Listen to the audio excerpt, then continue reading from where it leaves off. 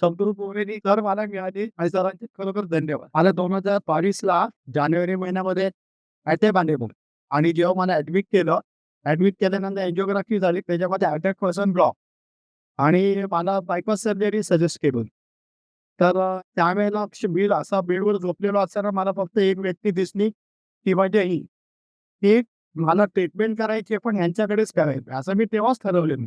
पण मला एक टीम आली डॉक्टरांची समजवायला, की तुम्ही घाबरू नका. की हल्ली टेक्नॉलॉजी जास्त चांगली आहे.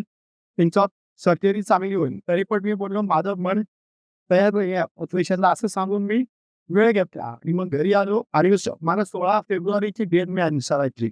कारण मी त्यांचीच डेट बघत होतो आणि मी पुण्याला गेलो. पुण्याला गेल्यानंतर मला त्यांनी तपासले. नाडी तपासणी केल्यानंतर मला बोलले, "तुम्हाला काही होणार नाही." तर मी त्यांना एक वेळ थांबा बोललो. माझ्या मिसेसला बोलावलं. मी बोललो, "तुम्ही यांना सांग." त्यांनी तिला आश्वासन दिलं, की यांना काहीच होणार नाही. आता 2025ला तसं सर म्हणतात ना, की तुम्हाला भरपूर औषधं आता तुम्हाला देतील. काही लोकं जाताना विचार करतात, "अरे एवढी औषधं."